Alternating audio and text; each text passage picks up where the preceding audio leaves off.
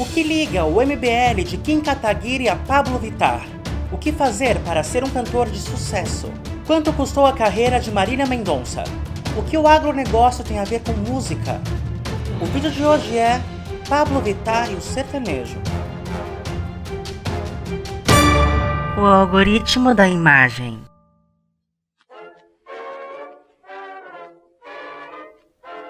Gente, vocês estão bem? Eu não tô bem não, vou te falar bem a verdade. Eu fui enganada. Eu quero fazer denúncia aqui. É que foi carnaval. Eu sou mulata, eu sou carnavalesca. Valdeci me chamou pra ir com ele lá no Broquinho, no centro de São Paulo. Ele disse, vai na frente que eu vou te seguindo atrás. Eu achei estranho, mas eu fui andando, toda espivitada. Que eu sou mais apetitosa, eu sou gordinha. Tô andando toda menininha, quando eu olho pra trás, uma ruivinha com a blusa escrita Mackenzie chegou no Valdeci falando, eu adoro um maloqueiro, você tá sozinho? Ele falou, vim sozinho, eu sou solteiro. E já pôs a mão na cintura da menina, é homem é assim. Ele fica com essas branquelas ricas, mas ele ama é eu. Ele sempre fala com aquela voz grave, quem eu amo é você, e ama mesmo. Quando ele precisa de R$650 pra pagar o aluguel, é pra mim que ele liga. Eu fui andando lá na República, parei naquela esquina e vi aqueles homens sem camisa pra cima e pra baixo. E pra cima... Não, eu sussurrei. Ai, que seria uma pena se alguém me comesse agora. Apareceu um homem de uns 40 anos. Ele disse que era empresário de celebridade famosa, daquelas famosas. O nome dele era Bonadinho. Bonaldo, isso, o nome dele era Bonaldo. Ele perguntou, você quer ser famosa, pretinha? Eu falei, eu acho que eu tenho porte de famosa.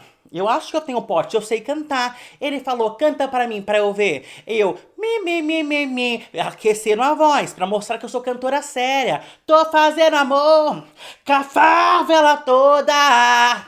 Mas o meu coração, como que é? Vai ser pra sempre seu. Ele disse, nossa, que Elis Regina. O que você faria pra ser famosa? Quanto você está disposta a ser uma cantora famosa? Eu fui sincera, eu falei, não tô muito não. Eu sou depressiva grave. Eu tenho uns vídeos na internet, num canal, que faz mais de 6 meses que eu não lanço. Então eu não tô muito disposta não. Fazendo uma longa história curta, ele pediu pra eu mamar ele em troca de uma música chamada Single. É sim, eu vou lançar o single esse ano ainda, ele disse. Mas ele passou o número errado. Mamei ele à toa, me lambuzei pensando que ia ser a próxima Marília Mendonça, a Pablo Vittar mulata. Eu estou a ver navios, então eu preciso de ajuda para achar o Bonaldo, empresário de celebridade, porque eu vou ser uma grande estrela. Eu acho que este vídeo é bastante emblemático para nosso canal, porque hoje vamos articular muitas das coisas que estivemos falando separadamente. Minha intenção agora é que juntemos nessa nossa conversa gostosa os conceitos para que tudo fique bastante claro para você sobre o funcionamento da sociedade, sobre como estamos no mundo. Eu tentarei ser o mais objetivo possível para que você não se perca durante a minha fala. Depois de 4 vídeos sobre geopolítica e a sociedade atual, eu me volto à celebridade. Eu faço isso porque é a celebridade a alma do capitalismo no século XXI, e já falamos sobre isso. Muito se fala do motivo de sucesso de um artista. É tão meteórico que as pessoas comuns não entendem. Disso vem a ideia de, por exemplo, pacto com o diabo, como já falamos em vídeos aqui do canal. Falamos sobre isso em A Gaiola de Ouro e em Um Pânico Cristão. Eu deixo aqui em cima para você assistir caso não nos conheça. A indústria cultural movimenta muito dinheiro. A celebridade movimenta muito dinheiro. O entretenimento movimenta muito dinheiro. Fred Nicásio, por exemplo, um dos participantes do Big Brother Brasil 2023, que era um rapaz conhecido tão somente dentro do nicho da militância negra na internet, com pouco mais de 300 mil seguidores, cobrava R$30 mil para fazer uma história no Instagram divulgando um produto antes de ele aparecer no reality show. Uma pessoa que provavelmente a sua mãe não conhece, uma pessoa que provavelmente os seus priminhos mais novos não conhecem, uma pessoa que talvez você não conheça, estava oferecendo fazer publicidade por R$30 mil. Uma publicidade que acabaria em 24 horas ou ficaria perdida em um monte de fotos depois de um dia. Ele cobrava um pouco mais caro que alguns de seus companheiros por algo chamado valor de mercado, autoridade ou credibilidade. É um homem que se leva muito a sério. E por que isso é significativo? Porque é dinheiro. E o dinheiro é a mercadoria mais importante da nossa sociedade. O dinheiro diz o que você come e, portanto, a sua saúde. O dinheiro diz o que você veste e, portanto, como será tratado nas ruas. O dinheiro diz em qual hospital você irá e, portanto, se você vai morrer ou viver. O dinheiro é o que traz felicidade, saúde, dignidade, direitos e bem-estar. Já é sabido que ter uma quantia de dinheiro suficiente para suprir suas necessidades está diretamente ligado ao bem-estar. Mais dinheiro que isso realmente não faz diferença, mas conseguir manter o básico e o supérfluo é essencial. O dinheiro diz sobre a quantidade de luz solar que você terá na sua casa e quão arborizada será a sua rua, se terá ou não saneamento básico. 100 milhões de pessoas no Brasil não têm coleta de esgoto, 100 milhões, e 35 milhões não têm água tratada, segundo publicado pelo Senado do Brasil em 2022. O dinheiro diz até sobre o cheiro da sua casa. Em Parasita, filme sul-coreano de 2019, isso é tratado. O pobre tem um cheiro característico, não dos seus perfumes de menor qualidade, mas o seu cheiro. O cheiro de suas casas com menor ventilação e iluminação. O cheiro de pobre existe. O dinheiro é essencial. Hoje, na pós-modernidade, há um reencantamento do mundo. As pessoas estão voltando a buscar o místico, o mítico. Se usa a ayahuasca, se faz terapia holística. O jovem místico está preocupado com energia. E nós aqui neste canal, nessa nossa conversa gostosa, já sabemos que a energia que importa, a energia que move o mundo é aquela que deixa o caixa eletrônico ligado. A indústria cultural, a indústria de entretenimento enriquece as pessoas de uma forma incompreensível para o trabalhador que trabalha das 8 às 5 só para ficar vivo. É a crítica que Danilo Gentili faz a Pedro Cardoso quando Pedro alega que não enriqueceu com o personagem Agostinho do seriado A Grande Família. Danilo é muito preciso em dizer que não há outro meio em que se enriqueça como o entretenimento. E não haveria possibilidade de Danilo Gentili conseguir o patrimônio que ele tem hoje em nenhuma outra carreira, de advogado a neurocirurgião. O entretenimento, a indústria cultural abundam de dinheiro. É dinheiro caindo dos bolsos, é tanto dinheiro que dá para limpar o cozinho nele.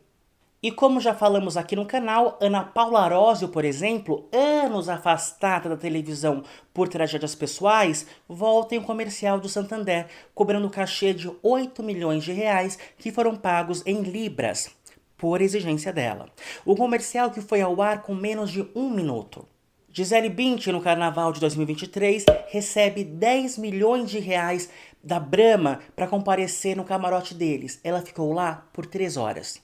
E os trabalhadores deste mesmo camarote ganharam 200 reais pela noite toda. Eram os primeiros que chegavam e os últimos que iam embora. Nós, réis mortais, trabalhadores que pegamos trem e ônibus lotados, não conseguimos vislumbrar uma realidade em que ganhamos 8 milhões de reais para entregar 1 minuto de trabalho finalizado, ou ganhar 10 milhões de reais por 3 horas de trabalho. Na verdade, quantos de nós sequer ganha 8 mil reais para trabalhar um mês todo? Para nós, trabalhadores, conseguirmos um patrimônio de 10 milhões de reais que Gisele Bündchen ganhou em 3 horas, devemos trabalhar dos 18 aos 65 anos, sem pausa, ganhando o 13º, não gastando absolutamente 1 centavo e ter um salário de 17 mil reais. É muito fácil entender, então, a ideia de que Xuxa tenha vendido a alma ao Coisa Ruim, ou que o Mamonas Assassinas morrem prematuramente por causa de um pacto mal sucedido. O sucesso é avassalador, o dinheiro corre como num rio. E o retorno desses investimentos do Santander e da Brahma é certo. Todos os veículos de comunicação disseram que a querida Ana Paula Arósio voltou para a televisão por causa de um comercial do Santander. Todos os veículos de comunicação noticiaram que Gisele Bündchen ganhou 10 milhões para estar no camarote da Brahma. O dinheiro que essas empresas deviam investir para conseguir tamanha visibilidade seria muito mais alto que 10 milhões. E os ricos desse país vão querer estar no camarote Brahma no ano que vem. É onde está quem importa. E os valores médios para sua presença lá são de 5 mil reais para você pagar. A grande questão que existe no mundo, sobretudo na internet, quando um artista, um cantor, chega à notoriedade, é o pessoal tentando explicar o motivo do sucesso. Geralmente um cantor chega com a dúvida, é talentoso ou não? E essa resposta divide opiniões, porque o canto que é comercializado, como diria Rick Bonadil, precisa ser diferente do comum. Tirando a MPB, você não vai encontrar cantores que cantam como professores de canto popular. As vozes têm timbres específicos, têm sujeira, uma personalidade que a torna mais interessante. E o mais importante, a voz precisa ser reconhecida logo nas primeiras notas. É a identidade. Quando surgiu Pablo Vittar como produto, não como um andrógeno cantando I Have Nothing na sua casa, o interesse foi imediato. Era uma voz muito particular, com muita identidade e originalidade. Pablo Vittar, na verdade, era o produto perfeito para esse primeiro momento. É homem ou é mulher? Porque tem voz de mulher, mas o nome é de homem, parece mulher mesmo, é bonita, canta bem ou canta mal? Essa curiosidade foi o que impulsionou, por exemplo, a carreira de Gretchen. Não se sabia se ela era brasileira ou não, queria entender a figura dela. Esse primeiro ponto foi muitíssimo positivo para Pablo Vittar. Sendo um produtor de conteúdo para a internet que precisa ter visualizações, Spartacus Santiago faz um vídeo sobre o sucesso de Pablo Vittar.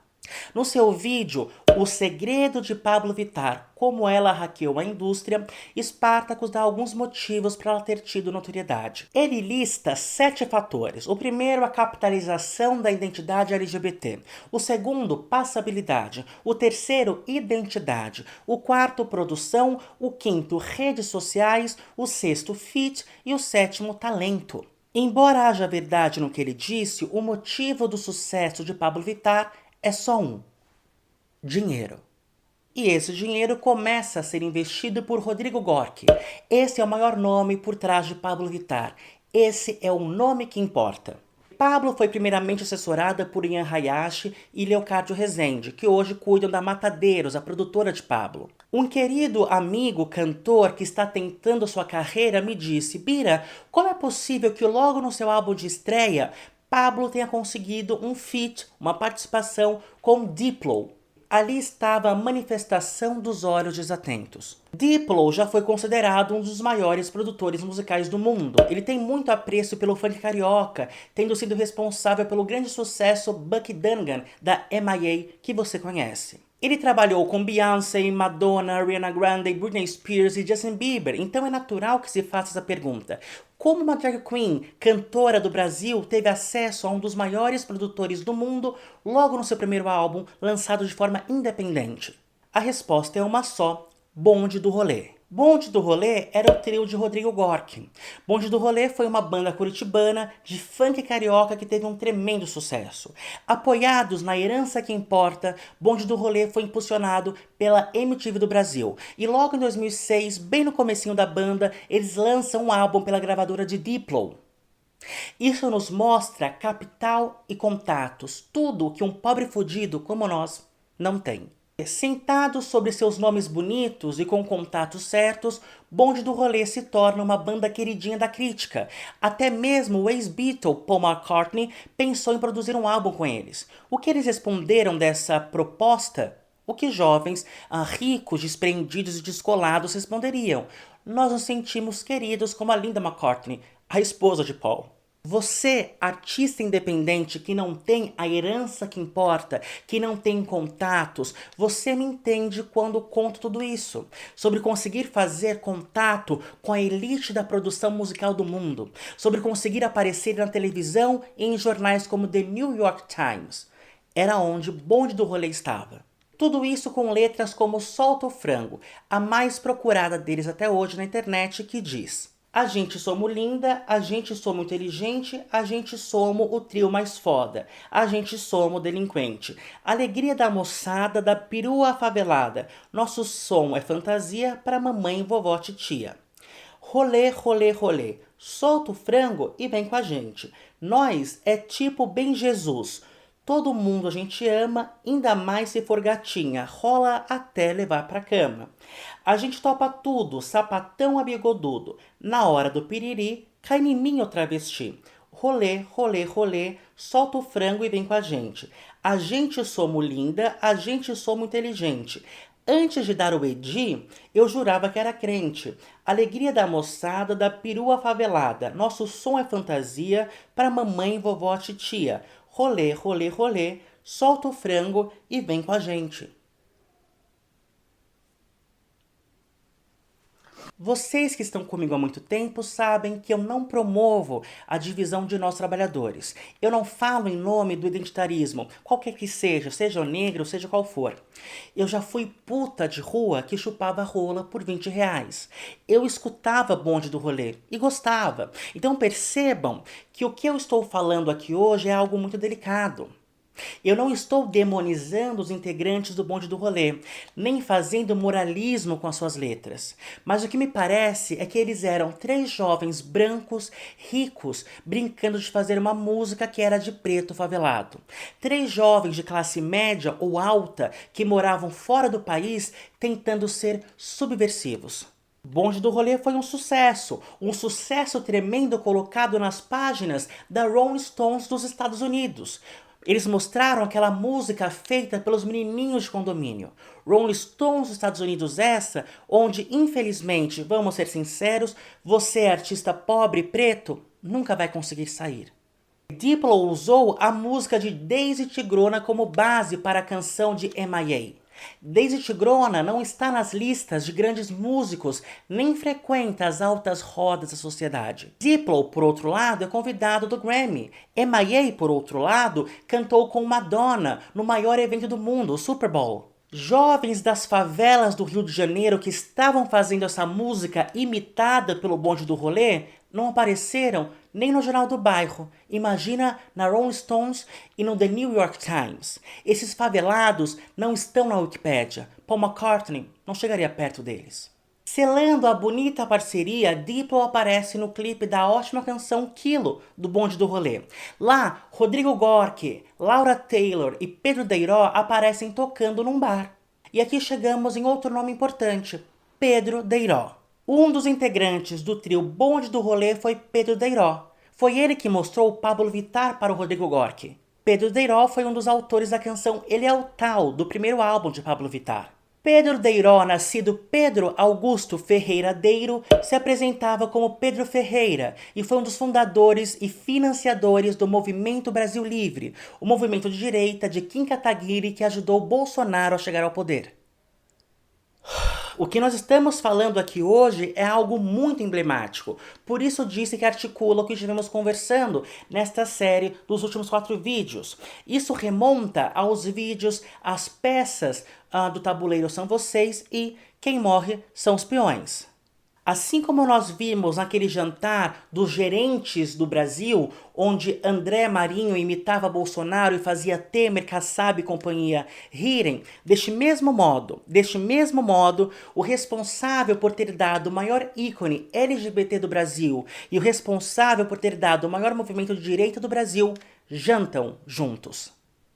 Enquanto você, aí na sua casa, de cabelo colorido, não binário, está inflado de ódio contra o seu próprio pai, porque você acredita no progressismo e levanta a mesma bandeira que Pablo Vittar, enquanto seu pai está aí na sua casa cheio de ódio contra o que você é e representa, porque ele leu durante anos fake news do MBL que falavam da destruição da família brasileira e da sociedade brasileira, enquanto vocês dois, pai e filho, estão nutrindo ódio um pelo outro, o dono da marca Pablo Vittar e o dono da marca MBL estão jantando juntos.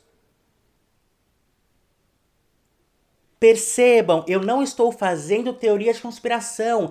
dizendo que foi um caso pensado, que eles se sentaram e fizeram isso para enriquecer ainda mais. Não, não estou fazendo isso. Só estou falando que há dois homens que se conhecem, que jantam juntos, que são amigos, que é o homem que estava oferecendo fake news sobre ideologia de gênero e o homem que estava fazendo a carreira de Pablo Vittar, que era a ideologia de gênero encarnada para nenhuma Judith Butler botar defeito. Eles eram sócios.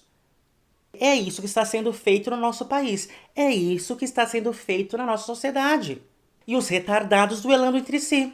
Enquanto os de cima estão muito bem. Enquanto os de cima estão melhores que nunca. Mentiram pra você. Ninguém está cuidando de você. Ninguém se importa com você. Não existe inveja e energia negativa. A energia que move o mundo é aquela que deixa o caixa eletrônico ligado.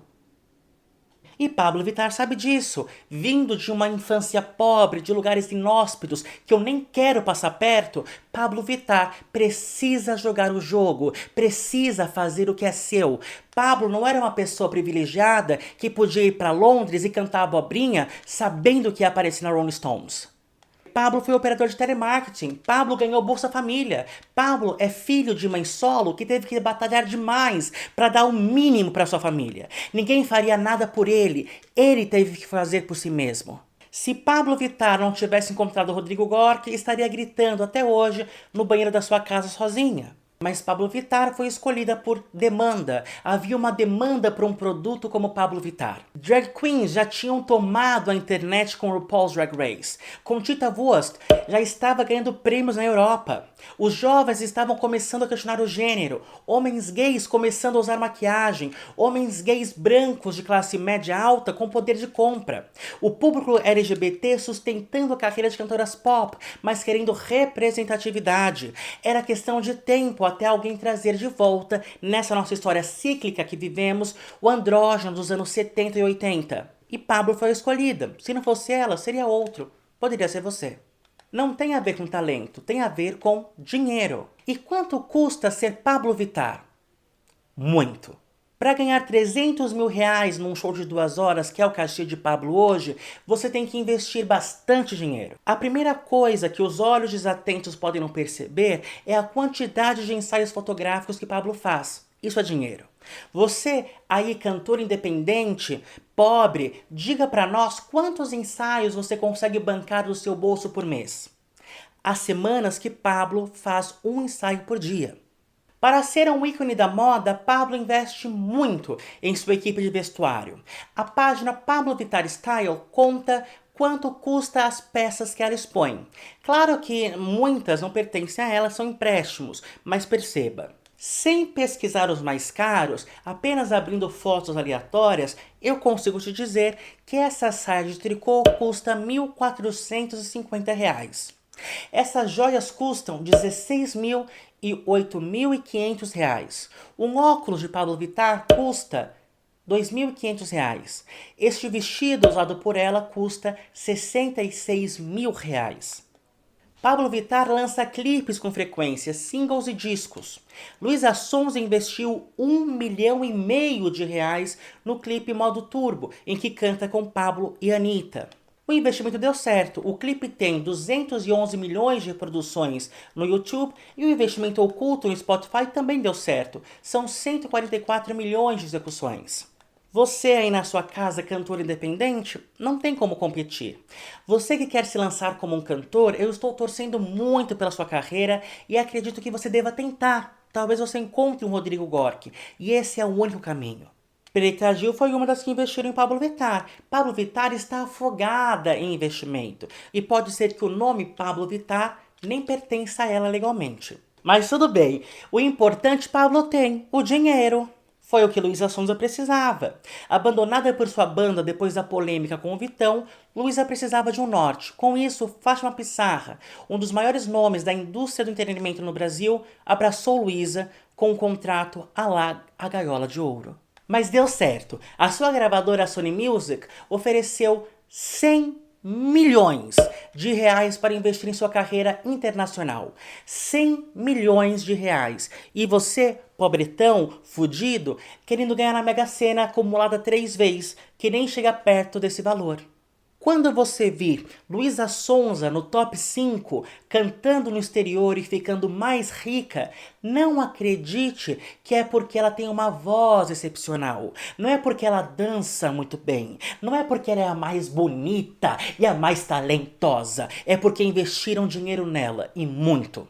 Uma das coisas que eu sempre vi acontecer é fã baseando as conquistas de seus artistas preferidos por números. Os números não são orgânicos. Para você estar em playlist do Spotify, você paga. Para o seu nome aparecer logo quando você coloca uma letra, você paga. Para sua música ficar em evidência, você paga. A lista Hot 100 da Billboard indica quanto aquele artista teve de investimento, quanto ele pagou de payola, que é o nome do jabá nos Estados Unidos. E acredite, é muito. Você paga muito para um artista tocar. É engraçado quando perguntam para mim, Bira, quanto um cantor ganha para cantar num programa como o Domingão? A resposta pode ser chocante. Geralmente ele não ganha e muitas vezes ele paga. E o valor está em dezenas de milhares de reais. Mas você também paga para um artista não tocar.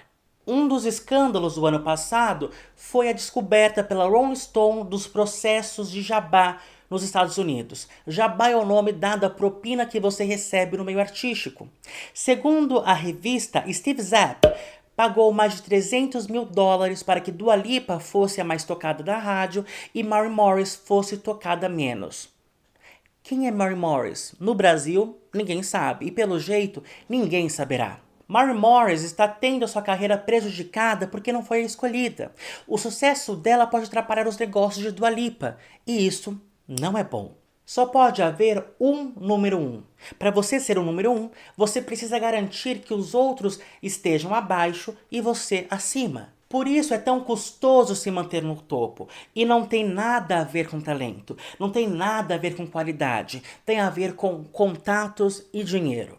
É de conhecimento público que o blogueiro de fofoca Paris Hilton começou uma campanha para prejudicar deliberadamente Christina Aguilera. Na época, Christina estava fazendo sua empreitada numa música pop que rivalizava com Lady Gaga. Paris fez isso para que a autoridade de Gaga fosse consolidada, com a conivência de Lady Gaga. Lady Gaga e Christina fizeram as pazes no palco em 2013. Todo esse investimento para fazer o artista tocar e também para fazer o concorrente falhar é um investimento muito bom, porque aí sim a carreira também começa a crescer organicamente. As rádios vão querer tocar a música mais tocada da outra estação. Os programas vão chamar aquela pessoa que está em evidência e com isso ela fica em mais evidência. E é muito fácil no futuro. Lady Gaga lançou uma música, é claro que ela vai tocar. Todo mundo se importa com Lady Gaga. Criou a autoridade. Pode não chegar ao topo, mas tocará.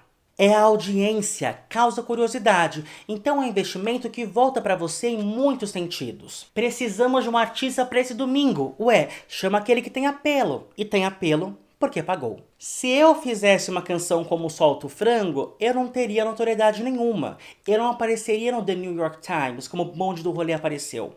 Se Valéria Almeida estivesse assessorada por Rodrigo Gorky e Fátima Pissarra, ela seria a maior artista do Brasil. Depois de algumas plásticas, é verdade. Assim como foi com Xuxa, que dizia não ser cantora, mas sim vendedora de DVD. Na Fazenda, Léo Stronda disse sobre o começo da carreira de Anitta quando ele a conheceu e como investiram muito dinheiro nela. Anitta só existiu por demanda que pode ser orgânica ou não e dinheiro. Anitta assinou um contrato com a Furacão 2000. Ela tinha brigado com Rômulo Costa, o empresário, e estava na geladeira.